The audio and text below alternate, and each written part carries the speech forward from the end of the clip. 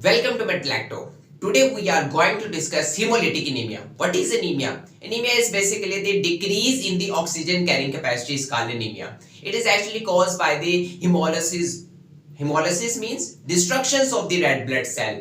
Why red blood cell start destroying? Because as we know that there are some changes in I am talking about normally. In normal situation, there are some changes that happens in the RBCs that insist the destructions of the RBCs. What type of changes? As you know that there is no nucleus in the RBCs, and due to which that the new enzymes and the new structural proteins are not formed, due to which ultimately the viability of the RBCs reduce and it will goes to the different macrophages, and you will see the destruction of the RBCs in the macrophages that are actually present in different organs like the liver, spleen, that form actually the reticuloendothelial system. If I talk about normally the lifespan is 120 days, but it decrease in hemolytic anemia, and if I say that 30 days, when the RBC's lifespan become or less than 30 days, then you will see the anemia. Otherwise, if I say that 100 days, then you will never see the anemia, because our body has ability to compensate the red blood cell productions. So the question arises is, where does actually the RBCs destroy? So RBCs start destroying in two locations. It can be in the blood vessel, that is actually called the intravascular, inside the blood vessel, and RBCs can be destroyed outside the blood vessels, and that is called extravascular, means outside the blood vessel. So first of all, we will discuss how red blood cell destroy outside the blood vessels, mean different organs, and different organs have macrophages that form the reticuloendothelial system. So first of all, two major important organs that are involved in this process, liver and the spleen. So if you see here, like this is the structure of the spleen, and in this spleen, if you see like this one, this is the RBCs. Okay, now these RBCs, this is actually spleen and this is actually the macrophage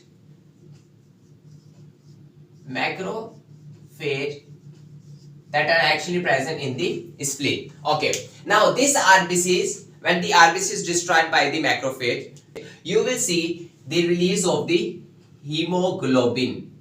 Now this hemoglobin has two most important components. If you see here, first component is the globin, and second component is the heme. Two most important component. Now this globin will further form the amino acid that can be reusable in the formations of the further globin chain.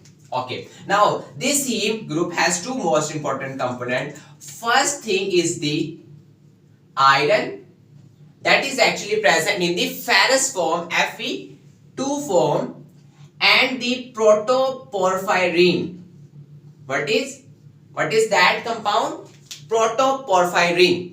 Now this protoporphyrin is most important. This protoporphyrin convert into the bilirubin, and it will goes into the blood. So ultimately you will see the bilirubin in the blood, general circulation. What type of bilirubin? Unconjugated bilirubin. Now this unconjugated bilirubin is actually the fat soluble, or if I say lipid soluble. But keep remember the general rule that only the water soluble substances can be excreted in our body. Lipid soluble substances cannot excrete in our body. So now this unconjugated bilirubin will go towards the liver. Okay, now this unconjugated bilirubin will form the conjugated bilirubin. Now this conjugated bilirubin is actually formed by the additions of the glucuronic acid. If I add just glucuronic acid into the unconjugated bilirubin, then it will form the conjugated bilirubin. Now this conjugated bilirubin is actually the water soluble, and now this is actually the whole process, and ultimately you will see the bilirubin. Now this is actually the extravascular, that is outside the blood vessel, and that is actually happening in the organ, that is the spleen. It can also happen in the liver as well. So next, if we see how intravascular hemolysis happens in the blood vessel. So if you see, like, this is the structure of the RBCs, okay, and it can cause due to some pathological and the physiological conditions. If I say that there is a osmotic changes happens in the blood vessel, then it can also cause the hemolysis. And if I say that there is a thrombus form in the blood vessel, then this thrombus RBCs travel and stuck to the thrombus, then you will see the destruction of the RBCs as well. So if I say that this RBCs now destroyed by the thrombus, if I say for the sake of understanding, now after the destruction, this RBCs will produce the hemoglobin, and now this hemoglobin is present in the blood, okay. Now this hemoglobin will combine to another protein that is actually present in the blood. What type of protein? Haptoglobin. So if you see here, it will combine to the haptoglobin, and now you will see the formations of a complex, that is hemoglobin haptoglobin complex. Now this complex will move towards the liver, if I say, and in the liver it will go towards the macrophage. Now if you see here, like, this is the hemoglobin. Same process will happen in the macrophages. We know that the hemoglobin consists of globin chain and the if I say that the heme group, and as we know that this globin form the amino acid, and you will see the heme produce two most important thing. First thing is the iron, that is in ferrous form, Fe2 form, and the most important thing is the protoporphyrin. Now this protoporphyrin will form the bilirubin. What type of? Unconjugated bilirubin, and that is fat soluble. Now we have to convert into the water soluble, and we convert it by the additions of the glucuronic acid. Bilirubin, what type of? Conjugated bilirubin, by the addition of glucuronic acid. Now this is actually the bilirubin conjugated. You see now from the extravascular and the intravascular hemolysis, you will see ultimately the formation of the conjugated bilirubin. You have to focus that it doesn't matter where hemolysis happen, intravascular or extravascular. You see the ultimate stage or the destinations of the hemoglobin is the macrophages. Macrophages actually break down the hemoglobin into different components. Okay, now if you see here, this is the conjugated form of the bilirubin. It will move towards the duodenum through the hepatic duct. Through the hepatic duct, it will move towards the duodenum. That is actually the part of the intestine. Okay, now if you see the conjugated bilirubin convert into the another compound, and that compound is actually called the MESOBILIRUBINOGEN. So there are a lot of bacteria that are involved in the conversion. Before we discuss further, you should know the basic three most important compound.